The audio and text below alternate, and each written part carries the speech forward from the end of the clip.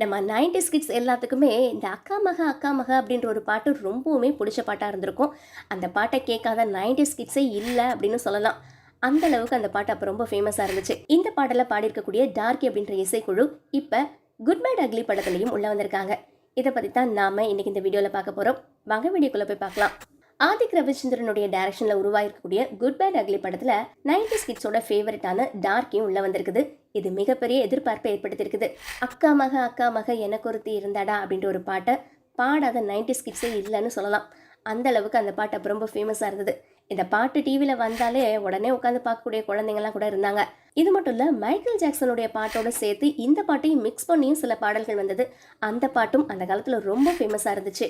இந்த பாடல் எல்லாம் பாடியவங்க தான் சிங்கப்பூர் மலேசியாவில் ரொம்ப பிரபலமான தமிழ் இசைக்குழுவான டார்கி.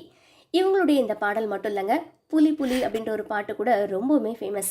இப்போ அஜித் நடிச்சிருக்கக்கூடிய குட் பேட் அக்லி படத்தில் டார்கியினுடைய இந்த புலி புலி பாடல் ட்ரெய்லருடைய ஆக்ஷன் கட்லையும் இடம்பெற்று இப்போ வைரல் ஆயிட்டு இருக்குது. அதனாலேயே இப்போ டார்கியும் ரொம்ப ஃபேமஸ் ஆயிட்டு இருக்குது. இது குறித்து பேசியிருக்கக்கூடிய Darky Nagaraja, good bad ugly இயக்குனரான ஆதிக் எங்களுடைய மிகப்பெரிய ரசிகர் அப்படின்னும், இந்த படத்துக்காகவே எங்களை ஸ்பெஷலாக வரவழைச்சு ஷூட்டிங் பண்ணியிருக்காங்க அப்படின்னும், இதுக்கு முன்னாடி கபாலி படத்துலையும் டார்கி ஒரு பாடல் பாடியிருக்காங்களாம். இந்த குட் பேட் அக்லி படத்தினுடைய ட்ரெய்லர்லேயே பார்த்தீங்கன்னா ஒத்தருவா தாரேன் அப்படின்ற ஒரு பாட்டும், அப்புறம் டார்கியினுடைய புலி புலி பாடல், இந்த 2 பாடல்களும் இடம்பெற்றிருக்குது. இது மட்டும் இல்லை, சர்ப்ரைஸாக வேற சில 90s பாட்டும் இந்த படத்தில் இருக்கிறதா ஆதிக் இப்போ கூறியிருக்கிறாரு.